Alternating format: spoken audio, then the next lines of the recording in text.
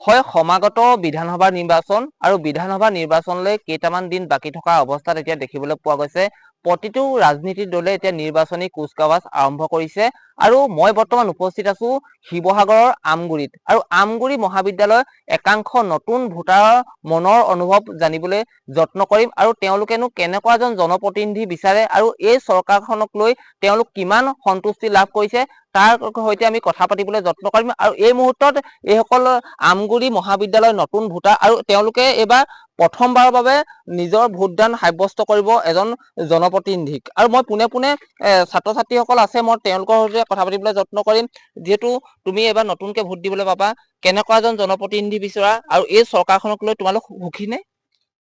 হয়, মই চৰকাৰখনক লৈ বহুত ক্ষেত্ৰত সুখীয়ে হৈছো আৰু মই এনেকুৱা এজন জনপ্ৰতিনিধি বিচাৰো যিজনে ধৰ্মৰ ভিত্তিত যাতে ৰাজনীতি নকৰে। ধৰ্মৰ ভিত্তিত ৰাজনীতিটোৱে যিহেতু সমাজত বহুত ভেদাভেদ আনি দিছে। হিন্দু আৰু মুছলমান যাতে ঐক্যতাটো ভংগ নহয় আৰু দেখা যায় যে ছাত্ৰ ছাত্ৰীসকলৰ মাজত বহুত প্ৰতিভা থাকে। বিদ্যালয় মহাবিদ্যালয়ৰ ছাত্ৰ ছাত্ৰীসকলে যিহেতু পঢ়া শুনাৰ পৰা আদি কৰি বিভিন্ন ক্ষেত্ৰত তেওঁলোকৰ যথেষ্ট প্ৰতিভা থাকে। গতিকে এই প্ৰতিভাসমূহ বিকাশৰ ক্ষেত্ৰত যাতে মুখ্যমন্ত্ৰী ডাঙৰীয়াই যাতে উচিত পদক্ষেপ গ্ৰহণ কৰিব পাৰে আৰু যাতে জনসাধাৰণৰ স্বাৰ্থৰ হকে যাতে বিভিন্ন পদক্ষেপ গ্ৰহণ কৰে মই সেইটোৱে বিচাৰো। তুমি কোন সমষ্টি এইবাৰ? মই শিৱসাগৰৰ সমষ্টি শিৱসাগৰ বিধানসভা সমষ্টি। কেনেকুৱা এজন প্ৰতিনিধি বিচাৰ যিহেতু শিৱসাগৰ বিধানসভা সমষ্টিত অখিল গগৈ প্ৰতিদ্বন্দ্বিতা আগবঢ়াব আৰু বিজেপিও আহিব কেনেকুৱা এজন জনপ্ৰতিনিধি বিচাৰা তুমি?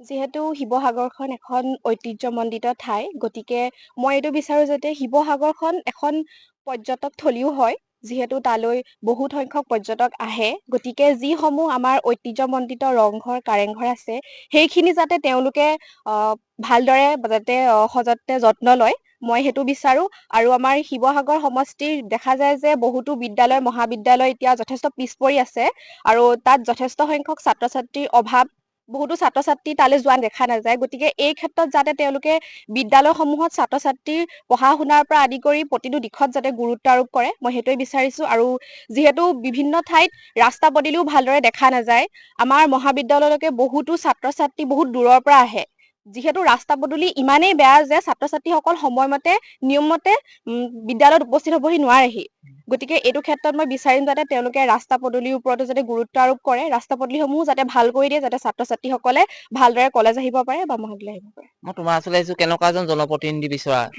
আমি এনেকুৱা এজন জনপ্ৰতিনিধি বিচাৰো যিজনে ৰাইজৰ জনসাধাৰণৰ মতামতৰ সাপেক্ষে কাম কৰে আৰু সকলো সা সুবিধা চাই চিতি দিয়ে। বৰ্তমানৰ চৰকাৰখনক লৈ সুখী নে তুমি? সুখী যিহেতু বহুতখিনি কাম চৰকাৰখনে কৰিছে আৰু কৰিব বুলি আশা ৰাখিছো আৰু দুখীয়া যিসকল মানুহ আছে এতিয়াও বহুত পিছপৰা গাঁৱৰ মানুহ আছে তেওঁলোককো যাতে চৰকাৰে সকলোখিনি সা সুবিধা দিয়ে সেইটোৱে বিচাৰো। তুমি কেনেকুৱা এজন জনপ্ৰতিনিধি বিচৰা?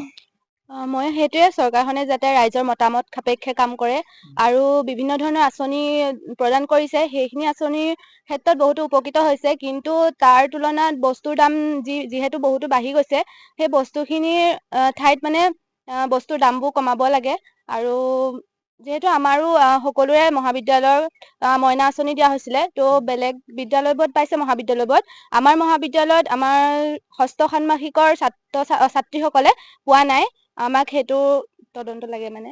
নিশ্চিতভাৱে ক'ব লাগিব এয়াই হৈছে নতুন ভোটাৰ আৰু তেওঁলোকে কৈছে তেওঁলোকৰ নিজৰ মনৰ ক্ষোভখিনিও দাঙি ধৰিছে আৰু তেওঁলোকে কেনেকুৱা এজন জনপ্ৰতিনিধি বিচাৰে তাকো আমাৰ ND24 আগত মতামত আগবঢ়াইছে যিহেতু আমগুৰি বিধানসভা সমষ্টিটো বিলুপ্ত হোৱাৰ পাছত কিন্তু এইবাৰ আধা যিহেতু নাজিৰা বিধানসভা সমষ্টি হ'ল আৰু আধা কিন্তু শিৱসাগৰ বিধানসভা সমষ্টিত অন্তৰ্ভুক্ত হৈছে আৰু যিহেতু তেওঁলোকে এইবাৰ নতুন এটা সমষ্টিত ভোটদান কৰিবলৈ পাব আৰু এইসকল নতুন ভোটাৰে তেওঁলোকৰ নিজৰ মনৰ অনুভৱ ব্যক্ত কৰিছে আৰু আছে মই তোমাৰ ওচৰলৈ আহিছো তুমিও এইবাৰ নতুনকৈ ভোট দিবলৈ পাবা কেনেকুৱা এজন জনপ্ৰতিনিধি বিচৰা আৰু কেনেকুৱা এখন চৰকাৰ হোৱাটো বিচাৰা? হয় মই এবাৰ প্ৰথম ভোটাৰ মই 2026 চনৰ এই লোকসভা বিধানসভাৰ নিৰ্বাচনৰ বাবে আগ্ৰহেৰে ৰখি আছো। মই এনেকুৱা এজন জনপ্ৰতিনিধি বিচাৰো যিয়ে কোনো ধনী দুখীয়াও নিবিচাৰি কোনো ধৰ্ম সাপেক্ষে নিবিচাৰি যাতে সকলোৰে মাজত আমাৰ যিখিনি অসুবিধা সেই অসুবিধাখিনি যাতে মানে সমাধান কৰিব পাৰে। তুমি কোনটো সমষ্টি? মই শিৱসাগৰ সমষ্টি। নিশ্চিতভাৱে ক'ব লাগিব আৰু এনেধৰণে ND24 আগত প্ৰতিজন ছাত্ৰ ছাত্ৰীয়ে নিজৰ মনৰ অনুভৱ দাঙি ধৰিছে আৰু তেওঁলোকে কৈছে কেনেকুৱা এজন জনপ্ৰতিনিধি বিচাৰে আৰু এয়ে আছিলে যিহেতু নতুন ভোটাৰৰ মনৰ অনুভৱ।